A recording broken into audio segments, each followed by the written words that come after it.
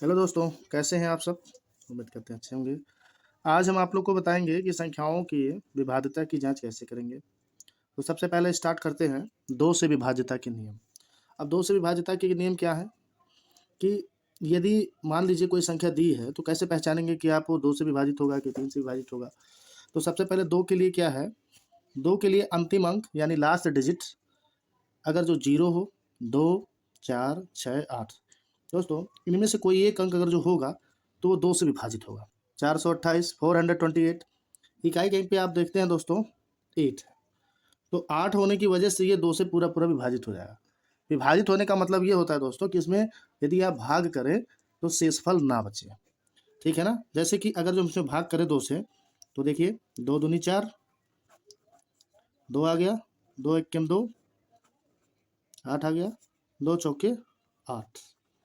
देख रहे हैं दोस्तों कि इसमें कोई शेषफल नहीं बच रहा है। तो विभाज्यता का मतलब ये होता है कि जब आप किसी संख्या से भाग देते हैं तो उसमें कोई शेषफल ना बचे। अगली संख्या बात करते हैं 3 से। 3 से विभाज्यता का क्या नियम है? 3 से विभाज्यता का नियम ये है कि यदि अंकों का योग 3 से विभाजित हो, अंकों का योग यदि 3 से विभाजित हो तो वह संख्या 3 से विभाजित होगी। कैसे चेक करेंगे? अगर जो हम एक एग्जाम्पल लें 633, हमने एक संख्या लिखा 633। अब बताइए क्या ये 3 से विभाजित है? तो चेक करने के लिए हमने क्या बताया, अंकों का योग कीजिए। तो अगर जो आप अंकों का योग करेंगे तो 6 धन 3 धन 3 जोड़िए, 6 और 3 9, 9 और 3 12, अंकों का योग 12 आ गया। अब इसमें अगर जो आप 12 में 3 से भाग दें तो कितनी बार जाएगा? 3 चौके 12। देखिए दोस्तों इसका भाग ही पूरा पूरा चला गया, यानी कि अगर जो हम 12 में 3 से भाग दे दें तो कितना आएगा? 4। 3 एक्के 3, 3 चौके 12। तो इस प्रकार हम पता कर सकते हैं कि कौन सी संख्या 3 से विभाजित होगी और कौन सी नहीं। अगली संख्या 4 से विभाज्यता का क्या नियम है? 4 से विभाज्यता का नियम है कि अंतिम के 2 अंक, अंतिम के 2 अंक यानी कि इकाई व दहाई का अंक यदि 4 से विभाजित हो तो वो संख्या किससे विभाजित होगी? 4 से। 1936 एक एग्जाम्पल ले लिया। अब ये देखिए इसके जो 2 अंक है यानी कि इकाई और दहाई, वंस प्लेस और टेंस प्लेस, इनमें यदि आप किससे भाग करें? 4 से। देखिए 36 में हम किससे भाग करेंगे? 4 से। तो देखिए 4 एक्के 4 और 4 9 36, यानी कितना आया? 9 आ गया। यानी 4 का भाग यदि 36 में किया जाए तो कितना आएगा? 9 आएगा। इसका मतलब क्या हुआ कि ये संख्या 4 से विभाजित होगी। तो दोस्तों ट्रिक याद रखना, अंतिम 2 अंक इकाई और दहाई में यदि 4 से भाग करें तो वो संख्या पूरी पूरी विभाजित हो जाएगी। 5 से विभाज्यता का क्या नियम है? अंतिम अंक 0 हो या 5 हो। अब अंतिम अंक 0 हो सकता है या 5 हो सकता है, इनमें से कोई एक हो सकता है या फिर दोनों भी हो सकते हैं। तो अंतिम अंक कोई एक हो सकता है, जैसे कि अगर जो बात करें, देखिए अंतिम अंक 0 है।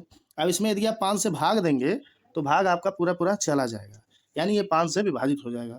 या फिर ऐसे भी हो सकता है तो इसमें भी चला जाएगा, दोनों अंक आ सकते हैं लेकिन इकाई के स्थान पे कोई एक आ सकता है। अब 6 से विभाज्यता का क्या नियम? 6 से विभाज्यता का नियम दोस्तों 2 और 3, 2 और 3 जो संख्या 2 और 3 दोनों से विभाजित होंगी वो संख्याएं 6 से निश्चित रूप से विभाजित होंगी। तो हमने आपको 2 और 3 से विभाजित होने के लिए शर्तें ऊपर बताई हैं, पहले उसे आप ट्राई कर लीजिए। ट्राई करेंगे तो पता चल जाएगा कि ये संख्या 2 और 3 से कटेगी तो वो 6 से भी जाएगी। दोस्तों 7 से विभाज्यता का क्या नियम है?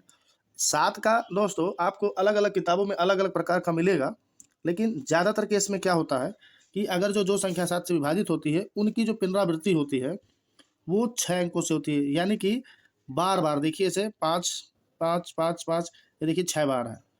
अब इस प्रकार से है, यदि रिपीटेड है तो वो 7 से जरूर विभाजित होगी, या फिर 2-2 अंक करके हो 6 बार तब भी वो विभाजित होगी। आप भाग करेंगे तो पूरा 7 से भाग चला जाएगा। तो इसके लिए ये खास टिप थी कि अंकों की जो पुनरावृत्ति होनी चाहिए वो बार बार होनी चाहिए और 6 अंक तक होनी चाहिए। इसके और भी कई सारे नियम हैं दोस्तों, इसको भी देखते हैं। कुछ पॉइंट इसमें दिया है।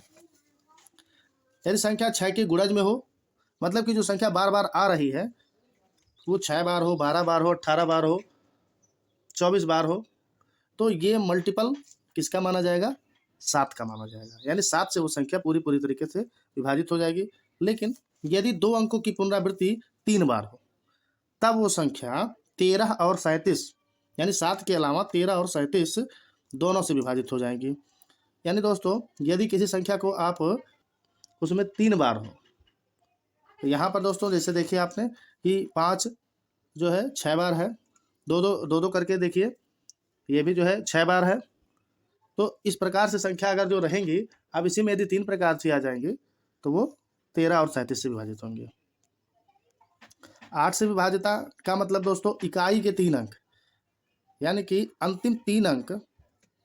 8 से विभाजिता का मतलब अंतिम 3 अंक, यानी कि इकाई, दहाई और सैकड़ा यदि 8 से विभाजित है तो वो संख्या जरूर 8 से विभाजित होगी। जैसे कि दोस्तों अगर जो मैं लिखूं 7000, अब ये 7000 कोई कहे क्या ये 8 से विभाजित होगा, तो जरूर होगा। तो दोस्तों ये 3 अंक देखिए अगर जो, या फिर ऐसे भी हो सकता है इकाई के जो 3 अंक है इसमें यदि आप 8 से भाग करें तो पूरा पूरा जाएगा। जैसे कि अभी देखिए 8 8 8, इसमें 8 से भाग कीजिए, 8 1 जा 8 कट गया, फिर 8 को उतार लिया, 8 1 जा 8, 8 1 जा 8।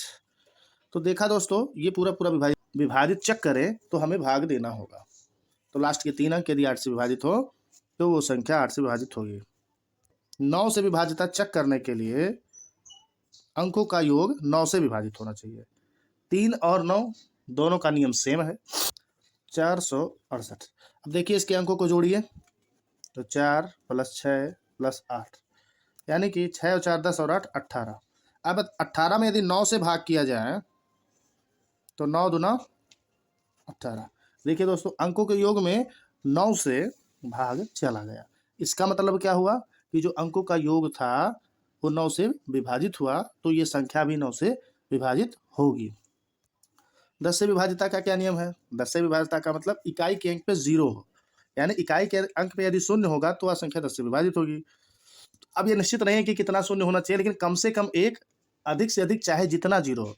जैसे कि अब मैं कहूँ 10 550, देखिए इकाई के अंक पे 0 आ रहा है, या फिर ऐसे कहूँ देखिए इकाई के अंक पे 0 आ रहा है, तो कोई भी संख्या हो इकाई के अंक पे 0 होनी चाहिए, यदि 0 है तो 10 से विभाजित होगी। दोस्तों 11 से विभाजित का क्या नियम है कि किसी भी अंक की पुनरावृत्ति, पुनरावृत्ति का मतलब होता है बार बार किसी संख्या का आना। यदि किसी संख्या बार बार आती है तो वो निश्चित रूप से 11 से विभाजित होगी, लेकिन यहाँ पर सम बार आना चाहिए। सम बार का मतलब दोस्तों मैंने इवन नंबर के बारे में आप लोग को बताया था, यानी कि इस प्रकार से होनी चाहिए। जैसे मान लीजिए ये 33, उसके बाद में इस प्रकार से, यानी कि 2 4 6 8 10 ये सारी संख्याएं सम संख्याएं होती हैं। तो सम बार यदि आए तो वह जरूर 11 से विभाजित होगी। जैसे कि अगला संख्या क्या हो सकता है, ये देखिए 2 अंकों की हो गई, फिर 4 अंकों की हो गई, फिर 6 अंकों की हो जाएगी, यानी कि सम बार होना चाहिए। अब सम बार यदि रहेगा तो 11 से विभाज्य होगा। या फिर अगला नियम क्या है, सम बार ना हो यदि विषमी बार हो, तो कैसे चेक करेंगे, दाहिनी तरफ से उनके सम का और विषम स्थानों का योग जो है यदि 0 हो या 11 से विभाजित हो तो वह संख्या 11 से विभाजित होगी। अब ये बात एक एग्जाम्पल लेके चेक करते हैं दोस्तों। जैसे कि एग्जाम्पल लिए 1551, अब क्या ये 11 से विभाजित है, कैसे चेक करेंगे। सम संख्या मैंने बताया दोस्तों, दाहिनी तरफ से सम स्थान, यानी 1 2 3 4, तो सम संख्या कौन कौन सी हो जाएगी दोस्तों। ऐसे इसको अगर जो हम नंबरिंग कर लें तो 1 2 3 4। अब देखिए दोस्तों सम संख्या हमारी कौन सी है, 2 और 4, तो 2 के स्थान पर कितनी है 5, और 4 के स्थान पर कितना है 1, इनको जोड़ेंगे तो कितना आएगा 6। इसी प्रकार विषम संख्या कौन कौन सी होंगी, 1 और 3, तो 1, अब देखिए 3 के स्थान पर कितना 5, इनका जोड़ कितना है 6। तो देखिए दोस्तों सम कितना आ गया 6 6। अब इनका क्या करेंगे हम अंतर, यानी 6 - 6 = 0। दोस्तों इस बात से स्पष्ट होता है कि यदि योग का अंतर 0 हो तो 11 से विभाजित होगी, या फिर 11 से विभाजित होने वाली संख्या आ जाए, यानी यहाँ पर 0 ना आके 11 से विभाजित होने वाली कोई संख्या आ जाए तो 11 से विभाजित हो जाएगी। जैसे दोस्तों इसमें चेक करना होता है, तो अगर हम चेक करें कि क्या हमने ये सही किया है या गलत, तो उसके लिए क्या करना होगा, आप ऐसे डिवाइड कर लीजिए। 11 एकम 11 कितना आ गया, 4 5, 11 चौक 44, एक आ गया 1, 11 एकम 11। अब देखिए दोस्तों, ये पूरा पूरा भाग चला गया, यानी 11 का भाग हमने 1551 में दिया तो पूरा पूरा भाग चला गया। इसका मतलब हमारा ये नियम क्या कर रहा है, काम कर रहा है। तो इसी प्रकार की वीडियो इस चैनल पे मिलेंगी। जितने भी नियम, जितने भी ट्रिक मैथ्स के हैं, वो आपको इस चैनल पे मिलेंगे। इसलिए इस चैनल को लाइक, शेयर, सब्सक्राइब जरूर करें। एक मोटिवेशन मिलता रहे और मैं इस पर काम करता रहूँ।